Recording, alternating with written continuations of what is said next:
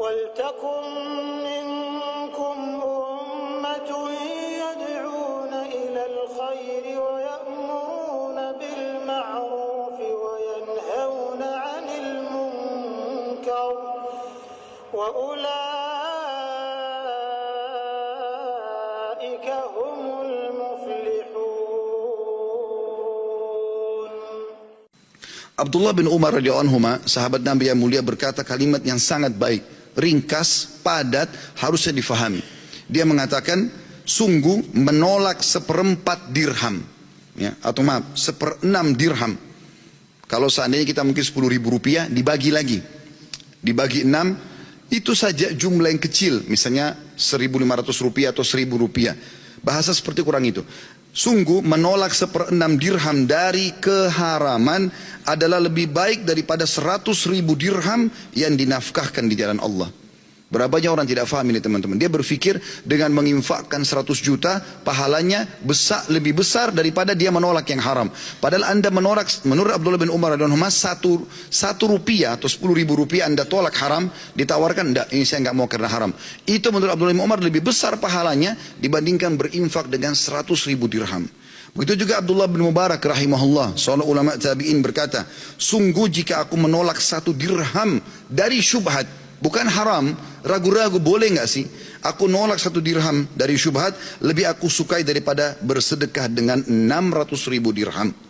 Saudaraku seiman, pendapatan haram akan merusak hati anda, mendatangkan penyakit kronis, merusak rumah tangga, melahirkan generasi dari sperma anda karena sumber haram yang akan menyusahkan anda nanti. Berapa banyak orang kaya, rumahnya mewah, mobilnya mewah, kaya raya, semuanya yang bisa dipuji oleh manusia, tapi sumber haram. Ternyata lahir anak yang akhirnya jadi pembunuh bagi dia di saat anak itu sudah dewasa dan menyusahkannya. Juga teman-teman akan menyusahkan hati, menyusahkan hidup.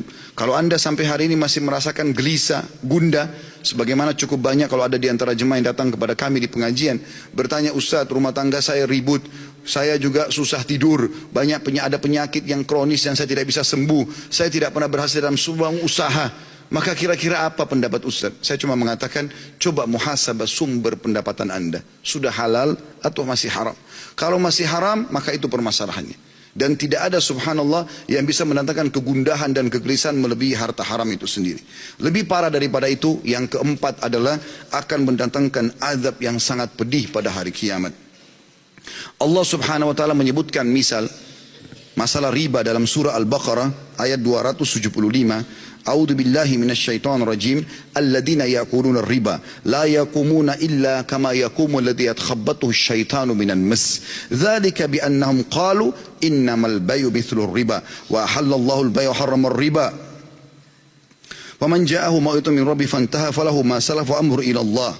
Wa man ada faulaika ashabun nari hum fiha khalidun.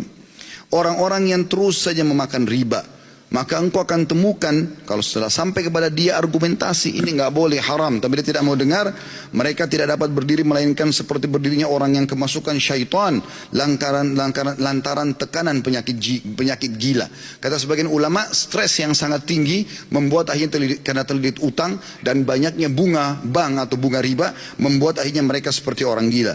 Keadaan mereka yang demikian itu karena mereka coba terus berpendapat mengatakan jual beli sama saja dengan riba, sedangkan Allah menghalalkan jual beli dan Allah mengharamkan riba.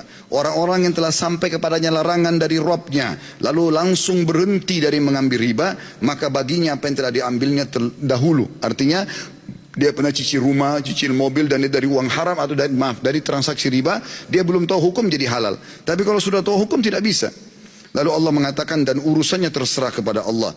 Orang yang mengulangi mengambil riba setelah jelas padanya argumentasi, maka Allah mengatakan mereka adalah penghuni neraka dan mereka akan kekal di dalamnya.